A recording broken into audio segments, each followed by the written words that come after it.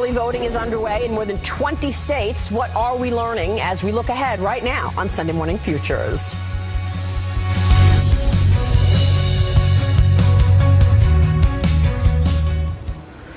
Good morning. Donald Trump choosing the symbolic setting of Gettysburg, Pennsylvania this weekend to make his campaign's closing argument, calling it his contract with the American voter. The GOP nominee vowing his administration would hit the ground running on a number of issues, including new trade deals, enforcing immigration laws, and putting term limits on members of Congress.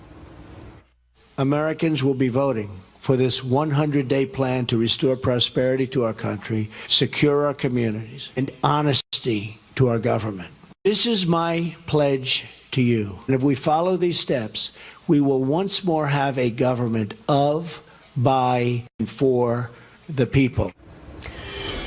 Joining me right now to talk more about it is Sean Spicer. He is Communications Director for the Republican National Committee. Also joining me here on set, Ed Rollins is joining me right now, former campaign manager for the Reagan-Bush ticket in '84, chief strategist, Great America PAC, Trump Super PAC.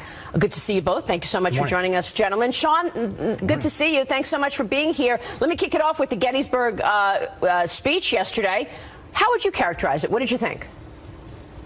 Well, it was a very detailed plan.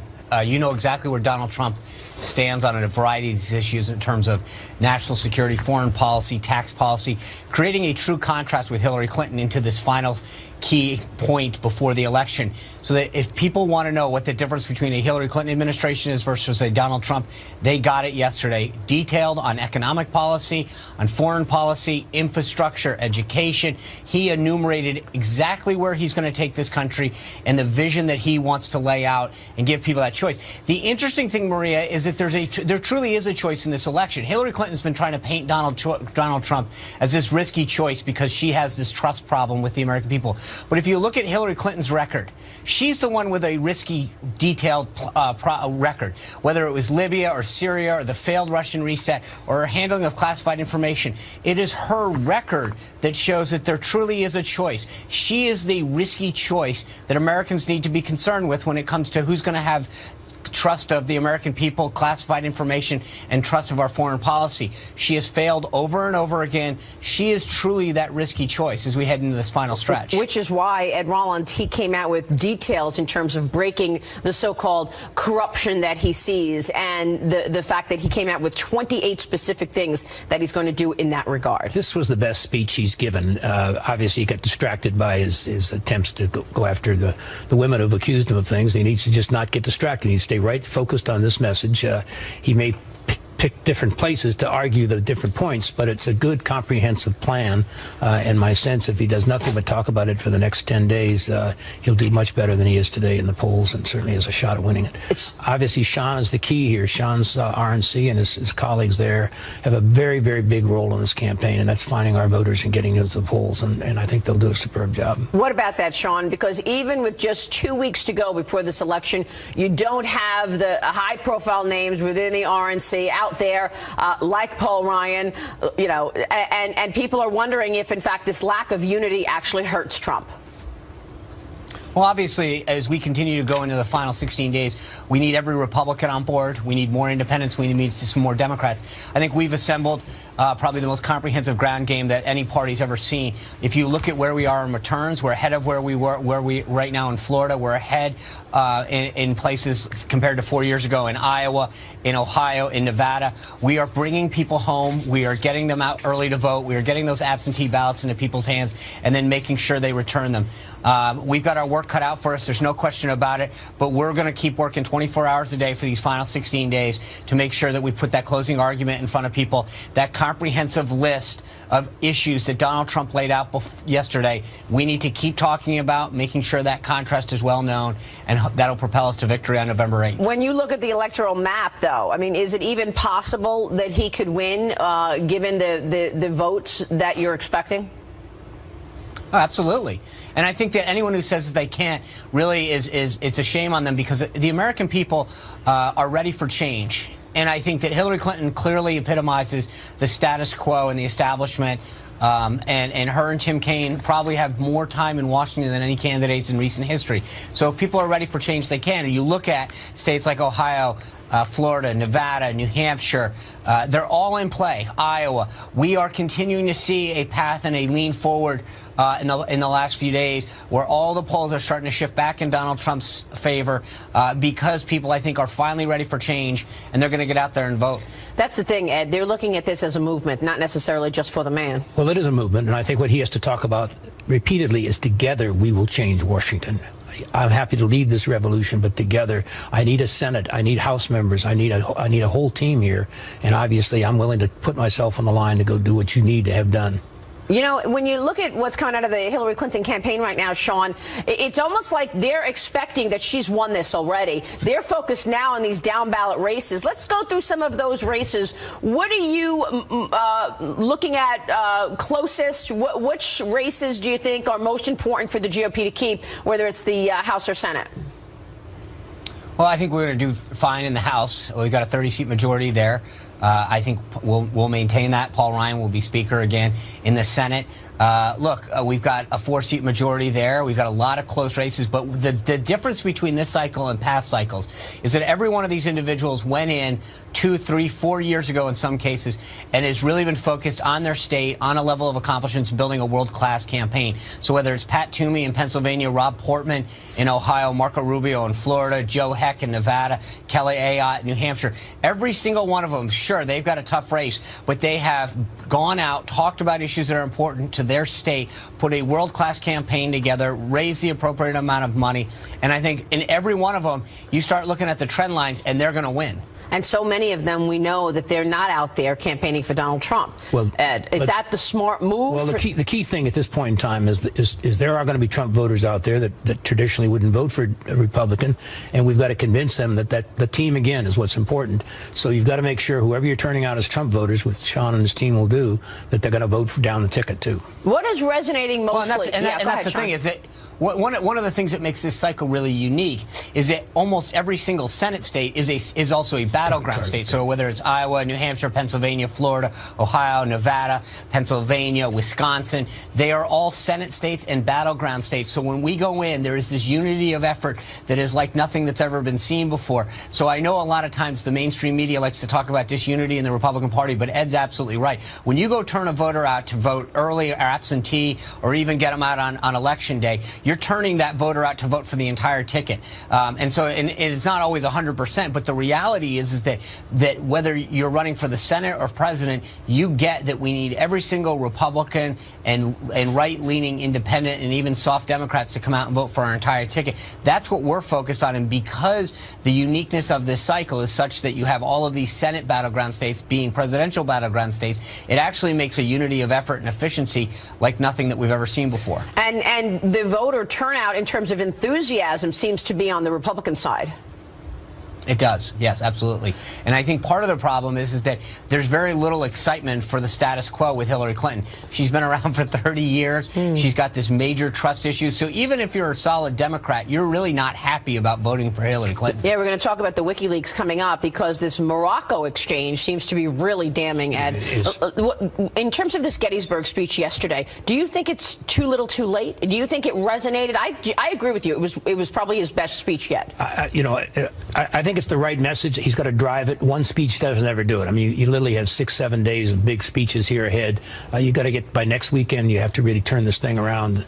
Obviously, polls are going to come out this week, probably close the race somewhat. But he's got to basically make the final sale. He's a great salesman, a great marketer. He's got to go market himself and market his vision for the country. Yeah, the polls after the debate are going to be really important to look at, and we'll do that. Ed Rollins, good to see you. Thank you very much. Sean Spicer, always a pleasure. Thanks so much, sir. Thanks, Maria. We will talk to you soon, gentlemen. They were big for Bernie Sanders, but who are millennial voters siding with now? What's happening in the swing state of Colorado? Up next, the governor from that state and Hillary Clinton supporter John Hickenlooper is with us.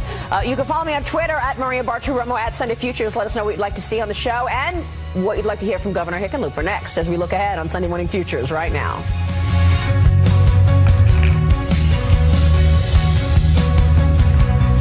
Welcome back. A new poll shows Hillary Clinton in the driver's seat for one very important voting bloc. According to the latest Quinnipiac poll, Clinton has a significant lead with millennial voters, those people between the ages of 18 and 34. Her numbers nearly double those of Donald Trump's with that generation. Joining me right now is Colorado Governor John Hickenlooper, who is Hillary Clinton's supporter. Good to see you, Governor. Thank you so much for joining us. Thanks for having us. Does that poll ring true to you? What are you seeing in Colorado in terms of that young generation? You know, I think it does ring true. And we've been, in the last 8 or 10 years, we've been one of the top destinations for in-migration from millennials.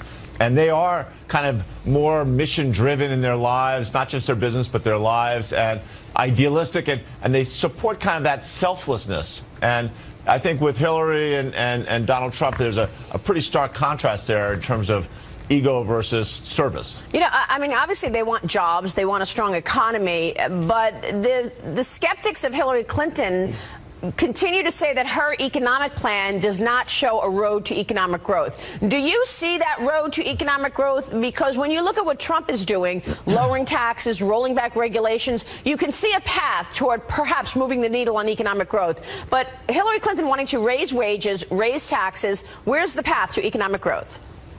No, I see Hillary with a strong path to economic growth. I mean, she's already got plans and laid out how to cut red tape and bureaucracy. She's talked to entrepreneurs all over the country in terms of how to help them start up, and not only start up, but grow their businesses. I think her focus is, with small businesses, and how do you get more small businesses going? And maybe she's not going to, the large banks are not a primary focus of her. Right. Well, the small business, though, are going to see their taxes go up, because if you're raising taxes on the highest earners, that's going to mean higher taxes for small business. So, again, I get to the same place knowing that they're going to have to pay higher minimum wage and higher taxes. I'd argue against that, and I think that is that's. I understand what you're saying, but the bottom line is if you get all these businesses starting and growing, this is what we're seeing in Colorado. Our unemployment is down in some parts of the state under 3%, and it's just job creation. And at that level, when you're starting all those businesses, what really matters is red tape and access to capital. And those are two things she's really working on getting rid of, right? Getting rid of the red tape and make sure you have more access to capital. Governor, I want to ask you about that red tape as it relates to Obamacare. Very good op-ed in the Journal yesterday about the post-Obamacare preview in Colorado. Premiums across the state expected to rise 20.4% on average next year. Some have concluded that the solution is more central planners with a doubling down on Obamacare. Colorado Care. You oppose this. Well, I opposed it. A lot of us out in Colorado opposed it. I think we've got to, obviously for the last 30 years, health care costs have continued to rise every year, almost every year, double digits. And I think now is the time not to throw out everything and start all over again. I think we've got to figure out what the solution to that is. And I think having, a single payer system, however idealistic and well-intentioned, isn't the solution at this point. I think last poll I saw, it's down about 75 to 25. I think it's going to lose significantly in the polls. And the best independent study on single payer was Vermont, which of course abandoned the idea back in 2014. The governor there, basically a Democrat, by the way, dumped his signature campaign issue once he figured out that it would require an 11.5% payroll tax and an individual levy as high as 9.5%. But isn't that what Hillary Clinton wants to do? She wants to go to a single payer system.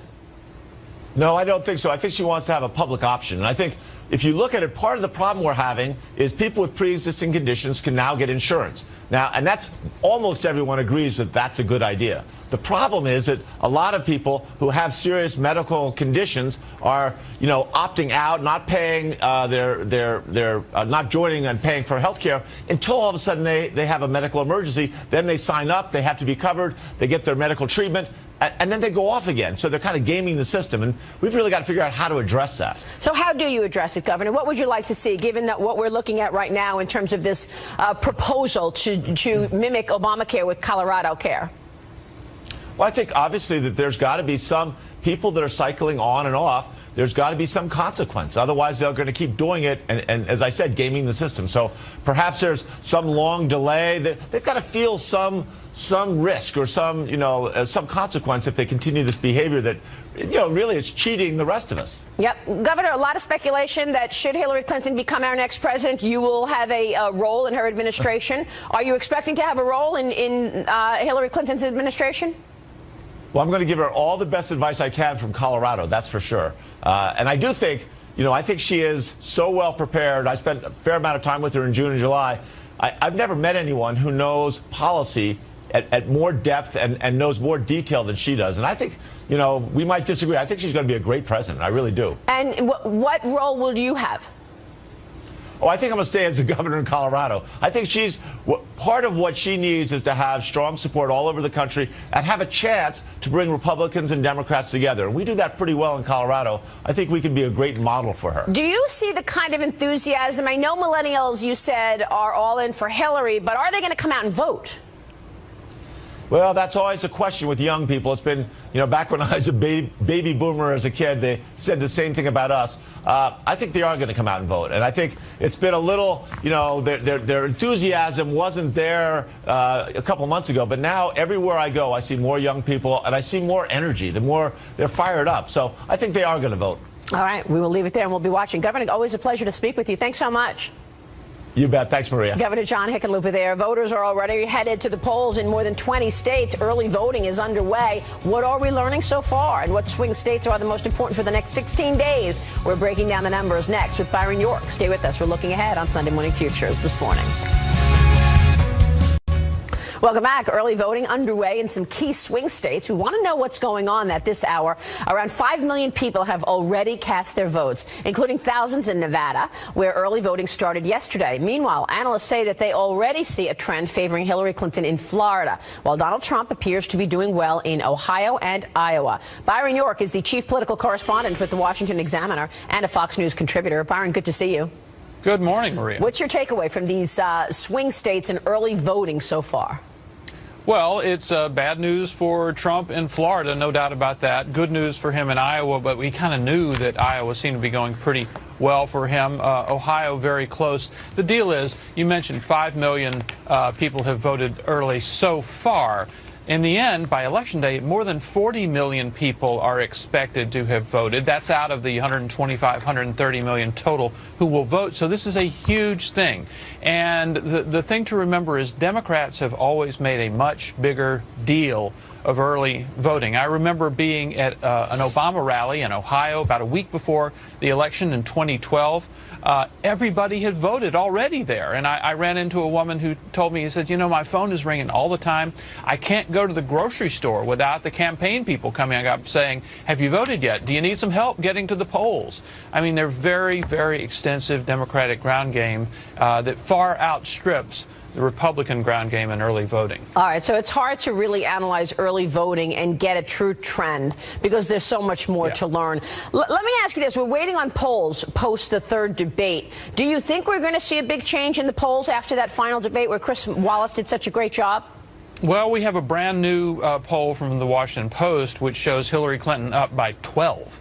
A couple of weeks ago, they had one with her up by 4. Now, the new one may be an outlier. The 12 seems kind of big, but it did show that people had an enormously negative reaction, 1, to Trump's treatment of women, and 2, to his refusal to say that he would accept the results of the election, that he would wait until the time to tell us. So what we haven't seen, I mean, the debate was just Wednesday night, and it's Sunday morning. You take a few more days to figure out exactly what the effect was, but the early signs don't look good for Trump. So what happens in these next 16 days? Lay it out for us in terms of how the twists and turns may change things. Do you think he sticks to that Gettysburg speech and just continues to enforce the things that he feels he's going to do for this country in the first 100 days?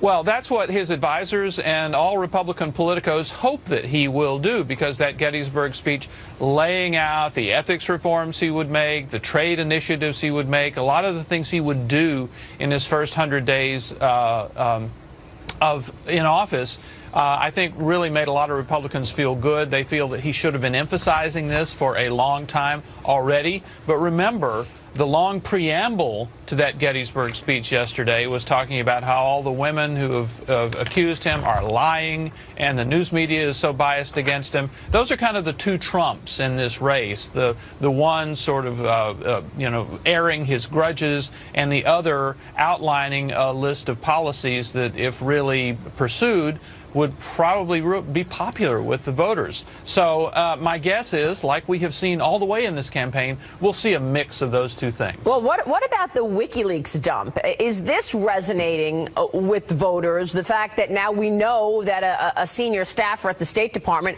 tried to do a quid pro quo with the FBI to get them to change the classification of an email. We know that there was pay to play going on now with Morocco government officials as well. Is it resonating? Well, it is in the sense that it is continually eroding Hillary Clinton's honesty or trustworthiness, her belief that she has told the truth about the emails or about anything else for that matter. So those numbers have eroded, but it doesn't seem to have affected her standing in the polls. And one thing we should say is we don't know what we don't know. We don't know what's going to happen in the next 16 days. Is there some huge WikiLeaks revelation? Is there some oppo that the Democrats are going to drop on Trump? That kind of stuff is unknown, but clearly Clinton believes right now that she can kind of cruise to the election. We're seeing stories about how she's thinking about winning, making sure she wins the Senate, down ballot races. She's thinking about the cabinet. She's doing, measuring the drapes sort of stuff. And she's not campaigning that much. She's not spending that much time on the actual campaign stump. She thinks she's pretty much got it. Too presumptuous? Well, you never want to do that sort of thing because we don't know what's going to happen, and there's a scenario. There is a scenario for Trump to win. Remember, if 538 says, well, there's an 87% chance that Hillary Clinton will win. Well, that's a 13% chance that Donald Trump will win, and stranger things have happened. Yeah, it looks pretty presumptuous when you have reports of Clinton, basically planning her administration at this point. All right, we're going to talk more about that coming up. Byron, good to see you. Thanks so much. Maria. Hillary Clinton is facing new allegations of pay to play this morning involving the King of Morocco. What is her response? Former Attorney General Mike Mukasey is with me live. He'll weigh in next as we look ahead on Sunday Morning Futures this morning. Stay with us. Welcome back. Hillary Clinton grappling with new pay-to-play allegations this morning after WikiLeaks releases more of the so-called Podesta emails. The latest documents, purportedly hacked from the account of her campaign chairman, John Podesta, appear to show that Clinton helped negotiate a $12 million foundation commitment from the King of Morocco. Here's what she had to say about it last night. I have nothing to say about WikiLeaks other than I think we should all be concerned about what the Russians are trying to do to our election and using WikiLeaks very blatantly to try to influence the outcome of the election. And I have no concerns about the first question whatsoever. Joining me right now is Judge Michael Mukasey, former U.S. Attorney General, and it is great to see you, Judge. Thank you so much for joining us. Good to be here, Maria. First of all, do we have any evidence that Russia is, in fact, behind all of this? I don't know what the evidence is. I know that many people have said they are. Candidly, that's secondary to what it is that's being disclosed. Exactly, the contents of the emails. I want to get to an important email between Patrick Kennedy. It's about Patrick Kennedy, who was a State Department aide. Email from Clinton aide Huma Abedin to Robbie Mook and John Podesta. This is January 2015. The condition upon which the Moroccans agreed to host the meeting was her participation. This was Hillary's idea. Our office approached the Moroccans, and they 100% believe they are doing this at her request. The king has personally committed approximately $12 million. So I'm going to get to the State Department email with Patrick Kennedy in a minute, but first let's address this Moroccan email. Obviously, she's integrally involved in money from the King of Morocco to her husband's foundation, the Clinton Foundation, while she's a sitting Secretary of State. She left she left the position in 2013, I believe. So the question is whether she is actively involved at the time that she was Secretary of State. But that of course would be a crime. But it almost hardly matters. The Department of State had issued a report that was critical of Morocco, said it was corrupt, said people were subject to arbitrary arrest. That's the Department of State that she headed. Okay. Fast forward a short time, she is hitting up the King of Morocco for $12 million to host a Clinton Global Initiative conference in Morocco that is going to enhance the prestige of the Moroccan regime and is going to make it seem like, hey, there's nothing wrong with Morocco. Why the former Secretary of State herself is at a conference in Morocco. It turned out that she didn't go, although Bill Clinton and Chelsea Clinton did go. So again, it cuts against the message of her own State Department that this is a corrupt and arbitrary society. More evidence that she's not in the office anymore, but she's intimately involved in money from the King of Morocco to her husband's foundation. Then you go back to when she was Secretary of State and the uranium deal with the Russians. The Russians want to buy 25% of the stockpile of the U.S. uranium. For a long time, they had wanted that, and the State Department pushed back. She allows it at the same time that they're giving money to the Clinton Foundation. Right. How is she going to explain this? If she won't explain it, she keeps blaming Russia with no explanation whatsoever about the content. You say, how is she going to explain it? She's going to have to explain it only if she's pressed by people in the media. And if she's not pressed, she won't explain. You saw on camera a great example of what her explanation is going to be. Her explanation is going to be, explanation in quotes, that this is from a polluted source. I think we should be more concerned with the source than the content, and I'm not going to comment on the content. What's your take on the contents of this other email between a State Department official, Patrick Kennedy, and an FBI agent, where basically it is clear that the Undersecretary of State to Management, Patrick Kennedy, is asking for a quid pro quo. If you declassify this particular email, we will allow FBI agents to go in foreign hotspots as you wanted to go. That obviously did not end up happening, but is it pretty obvious and straightforward that that was a request for a quid pro quo right there? The issue is less it was a request for a quid pro quo, but the issue is less quid pro quo than what was actually being done, which was obstructing an FBI, possibly obstructing an FBI investigation, and possibly obstructing a congressional investigation of Benghazi, because the underlying email related to arrests in the Benghazi investigation. And those, of course, would tend to undercut the cock and bull story that was being told about how the attack was due to a video. Jim Comey, the head of the FBI, was the man at the end of the day who put Martha Stewart in jail for lying to the government. And who appointed the prosecutor who went after Scooter Libby when everybody knew that Scooter Libby wasn't the source of the leak. And yet we know Hillary Clinton lied, and no problem, according to Jim Comey. Right. Very disappointing for those who had high expectations of him. Which is why you say it's up to the media and the people, because it's not happening the way you would expect it to happen from our government structure. Correct. It's not. And the ultimate authority here is going to have to be the media and an aroused public. Judge, good to see you. Good to see you. Thank you so much. Judge Michael Mukasey there. And now we want to get a look at what's coming up top of the hour on Media Buzz. Howie Kurtz joins us. Howie, good morning to you. Good morning, Maria. We've got Chris Wallace talking about his moderating role in the third debate, and he'll reveal something very interesting about how he prepared for Fight Night in Las Vegas. Also look at the coverage of the fallout of that debate. Donald Trump's speech in Gettysburg yesterday, a policy speech where he also talked about suing the women who've accused him. That's created plenty of headlines, and more WikiLeaks stuff. It's amazing about coziness between certain journalists and the Clinton campaign. We'll see you in a few minutes. Thank you so much, Howie. We'll be there 20 minutes. We've got 16 days left. We are headed into the home stretch. We're breaking down the race with our panel next as we look ahead right here on Sunday Morning Futures. Back in a moment.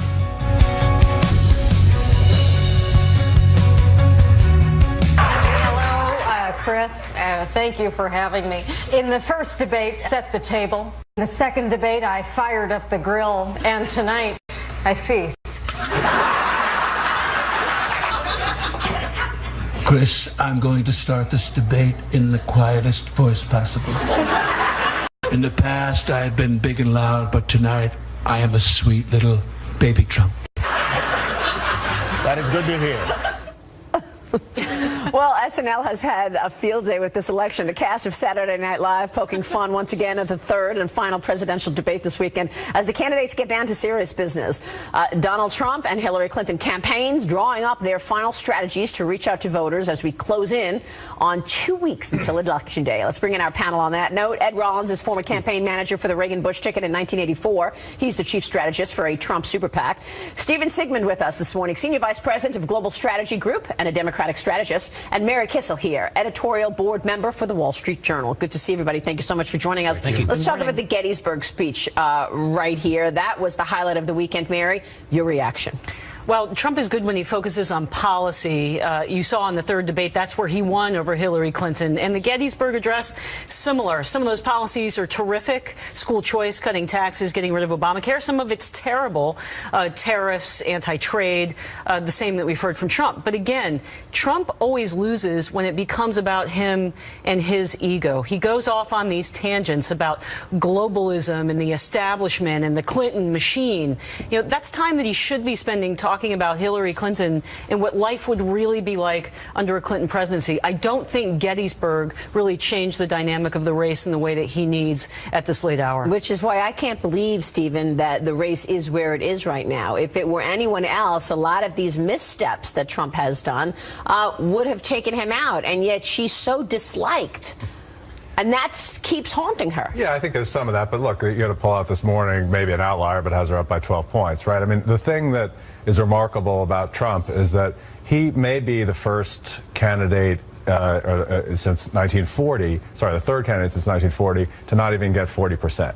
Right, and the only other two were George McGovern and George Bush, who was in a real three-person race. So, you know, this notion that it's a movement, it really isn't one, because he keeps hurting himself and really only talking to his base, just like the Gettysburg speech, when, you know, he makes this whole speech and then goes out and starts attacking the media and saying he's going to sue his accusers, which is red meat for his supporters, his 38% of supporters, but not for any swing voters. But he does try to communicate that it is a movement, and when you see things like the Project Veritas tape, and when you see things like people worried about voter fraud, people want the corruption to end. They want a fair situation. Absolutely, that's true. But he hasn't translated that to swing voters, to suburban women, to independents, right? I mean, he's at a point where he's going to have a tough time getting to 40% at the moment. That's a good analysis. Ed, what do you think? Well, I think we're going to have an election in 2 weeks to see which polls are right. Right now, there's the Rasmussen poll. There's some others that have a dead even race that are tracking polls. Obviously, the ABC post has a 12-point difference. I assume there'll be a bunch of polls come out this week, post-debate polls that will have her with a substantial lead. The critical thing for him is not to lose the momentum. He's had a good performance in the debate and a good speech yesterday. The inconsistencies are when he goes after the women, talks about suing them, all those kinds of stuff that are much better stories for the media. He has to focus on his agenda and how he's going to change the country. But I will say what's been consistent about all of these polls, even when he was doing well, is that he has a hard time even breaking sort of in the low 40s. So it's very hard to see how he just, you know, absent something really changing in the next 2 weeks, how he gets from that into the sort of, you know, high 40s numbers that he needs to. It depends on the independents. If the independents stay where they are, if they stay at 10%, then obviously it makes it more difficult. But if for some reason people decide it's really a two-person race and let's break it out here, then it can change. I mean, his problem has always been his temperament, and the third debate did nothing for him on that matter, and neither did the Gettysburg Address. Voters want to be given a reason to vote for Donald Trump, and he also hasn't prosecuted the case against Hillary Clinton. You look at the guts of the Fox poll that came out, Clinton is beating him on all of the major issues she shouldn't even be close to him on. Healthcare, terrorism, immigration, the economy.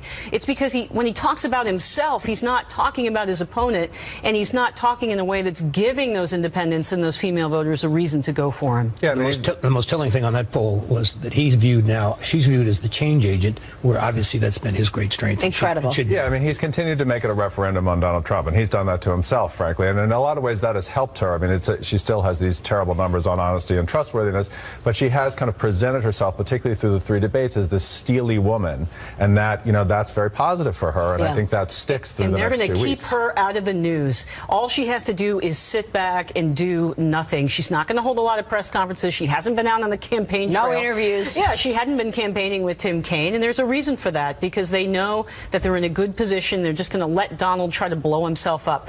Again, 16 days to go. It's been a volatile race. Incredible. All right, we're going to take a short break. Then the Clinton campaign is shifting its resources in a way that could pay major dividends on November 8th. What that strategy is, take a look at some of the down ballot races as well. We're looking ahead right now on Sunday Morning Futures. We'll be right back.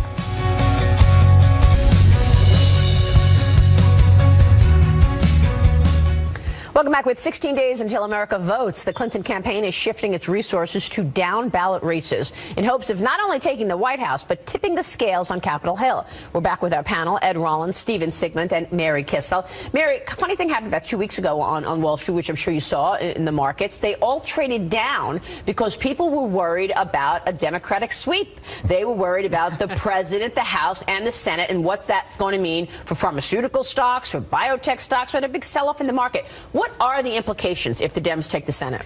You could get a repeat of Obama-Pelosi 2008 to 2010. What did that give us? It gave us Obamacare. It gave us Dodd-Frank. It gave us all the policies that are crushing this economy and leading to the worst growth since the Great Depression. That's what Democrats want to repeat, and they want to go further.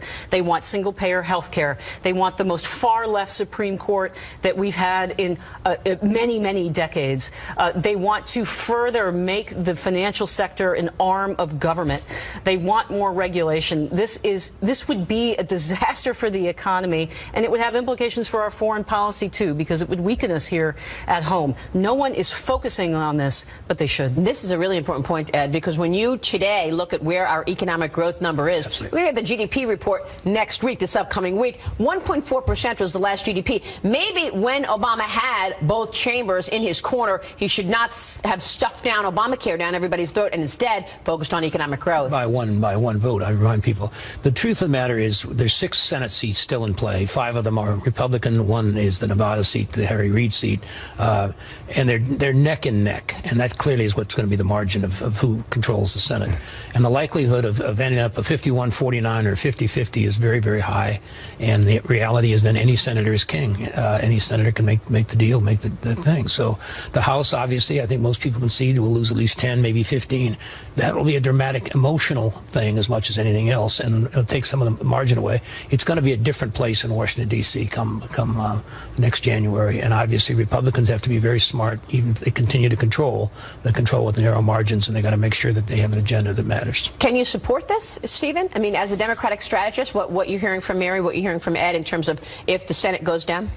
Yeah, of course I can support it. I mean, look, Republicans have had an electoral strategy over the last decade that has essentially just been about tearing down the president, right? And that's worked for them in off-year elections, but it hasn't worked for them in presidential elections, and it looks like it's repeating itself right now. I mean, Democrats are going to pick up at least 2 seats in the Senate, and as Ed said, there's a lot of competitive seats in North Carolina and Pennsylvania and Florida in particular, which could go either way.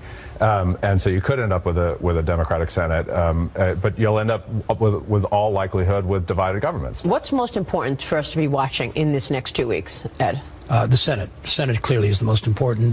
Places like New Hampshire, places like Florida, North Carolina, those 3 Senate races are very important. Rubio's ahead today in Florida, but it's still a close race. But I think those are the ones that are important. What about the presidential office, Mary Kissel? What do you focus on in the next 2 weeks in terms of getting a better sense of where this race heads?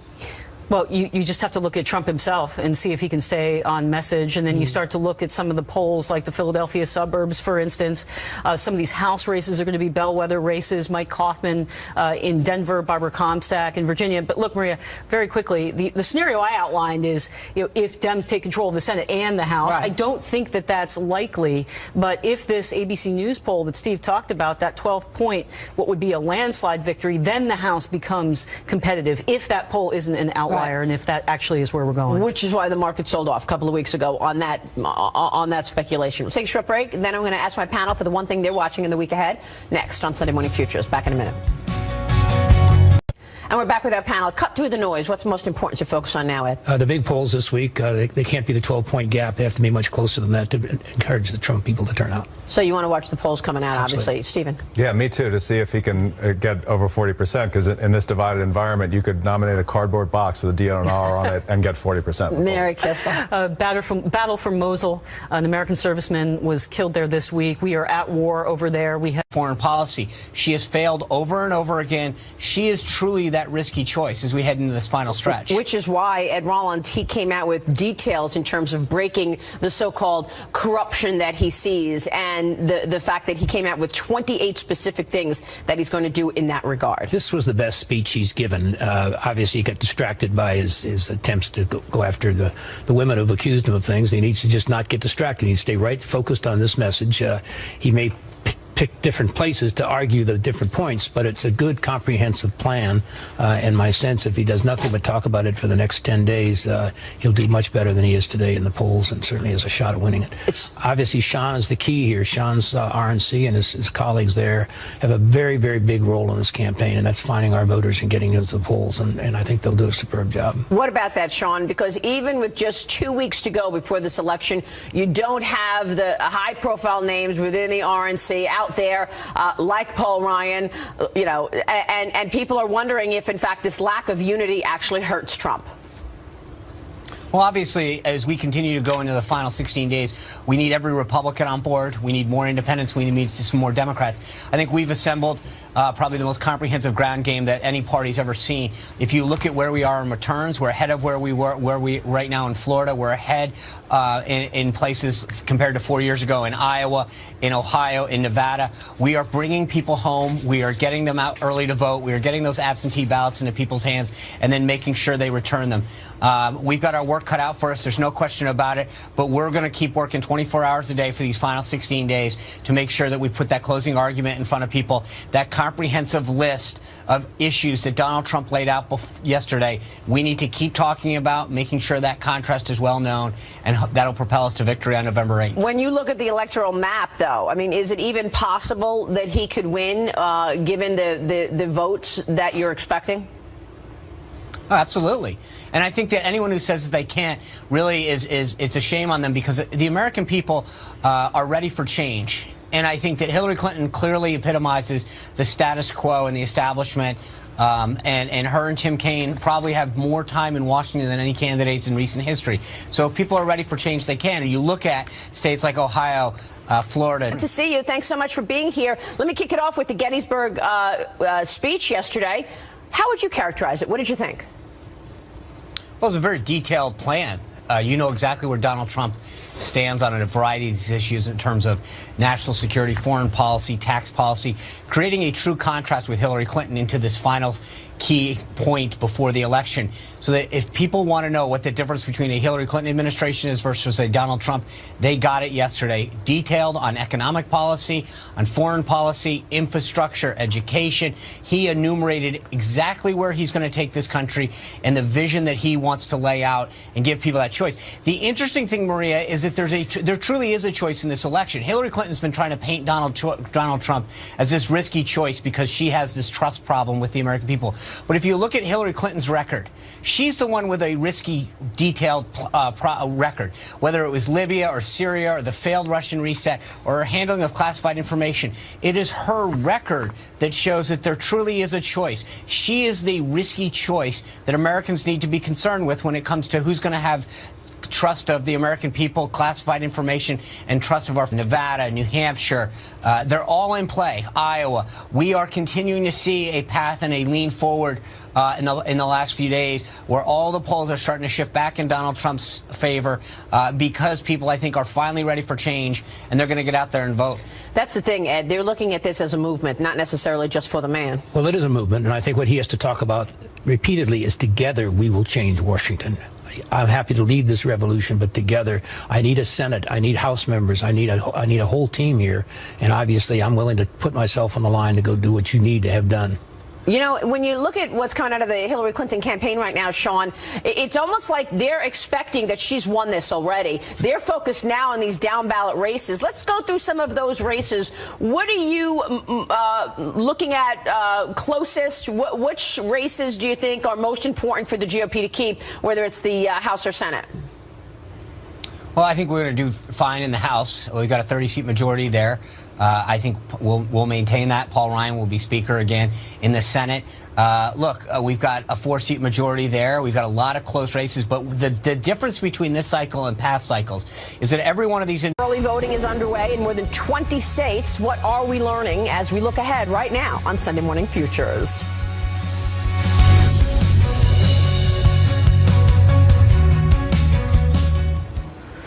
Good morning. Donald Trump choosing the symbolic setting of Gettysburg, Pennsylvania this weekend to make his campaign's closing argument, calling it his contract with the American voter. The GOP nominee vowing his administration would hit the ground running on a number of issues, including new trade deals, enforcing immigration laws, and putting term limits on members of Congress. Americans will be voting for this 100-day plan to restore prosperity to our country, secure our communities, and honesty to our government. This is my pledge to you. And if we follow these steps, we will once more have a government of, by, and for the people. Joining me right now to talk more about it is Sean Spicer. He is Communications Director for the Republican National Committee. Also joining me here on set, Ed Rollins is joining me right now, former campaign manager for the Reagan-Bush ticket in '84, chief strategist, Great America PAC, Trump Super PAC. Good to see you both. Thank you so much for joining us, gentlemen. Sean, good